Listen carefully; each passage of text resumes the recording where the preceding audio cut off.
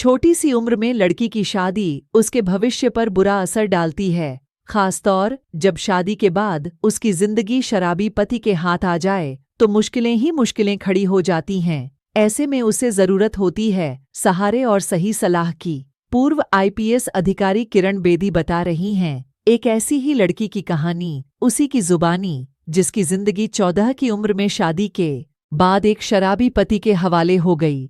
मेरा नाम मीना है, उम्र 40 साल। मैं गुर्जर समाज से ताल्लुक रखती हूँ। मेरे 2 बड़े भाई हैं। परिवार में मुझे खूब लाड़ प्यार मिला। मेरे पिता ने 14 साल की उम्र में ही मेरी शादी कर दी। शादी के बाद मैं गुड़गांव आ गई। ससुराल में भी मुझे भरपूर प्यार मिला।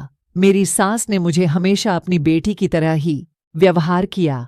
मुझे खाना बनाना भी नहीं आता था। सास ने मुझे धीरे धीरे सारे घरेलू कामकाज सिखाए। मेरा पति भी पहले मुझे बहुत प्यार करता था, लेकिन बाद में जेठ जेठानी के बहकावे में आकर मेरे साथ मारपीट और गाली गलौज करने लगा। इसकी वजह यह थी कि शादी के कई सालों बाद भी मेरे कोई संतान नहीं हुई। सास के प्यार और दुलार के सहारे मैं ससुराल में बनी रही। इसे देखकर मेरी जेठानी को बहुत ईर्ष्या होती। वह सास को सुनाते हुए कहती, इस बांझ की इतनी देखभाल और बाल बच्चों वाली बहू की कोई कदर नहीं। मैं रोती रहती और सास ही मुझे तसल्ली देती। उन्होंने मेरा इलाज कराने में भी कोई कसर न छोड़ी। हमारे इलाके में जमीन की कीमतें अचानक बढ़ने लगीं। मेरे जेठ जेठानी ने मेरी संतानहीनता को हथियार बनाकर मेरे पति पर चलाना शुरू कर दिया। मैंने एक बार अपने पति से कहा कि आप भी अपनी जांच करवा लो। इस पर पति ने मुझे जोर का तमाचा मार दिया।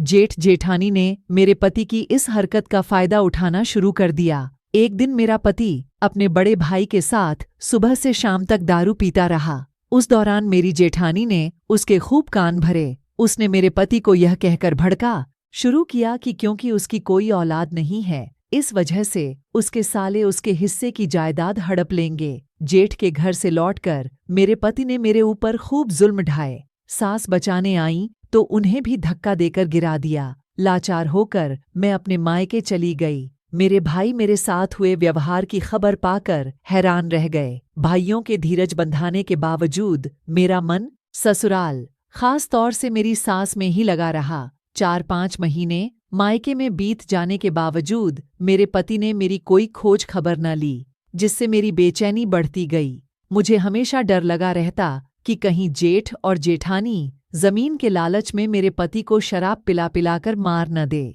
एक दिन मेरी छोटी भाभी के पिता जी उससे मिलने आए। मेरी दास्तान सुनकर उन्हें भी बहुत गुस्सा आया। उन्होंने मेरे भाइयों से कहा कि वे मुझे नया गांव हरियाणा में नवज्योति परिवार परामर्श केंद्र ले जाएं। केंद्र में काउंसलर ने न केवल मुझे मेरे कानूनी अधिकारों की जानकारी दी, बल्कि मेरे ससुरालियों को नोटिस भेजकर नया गांव बुलाया।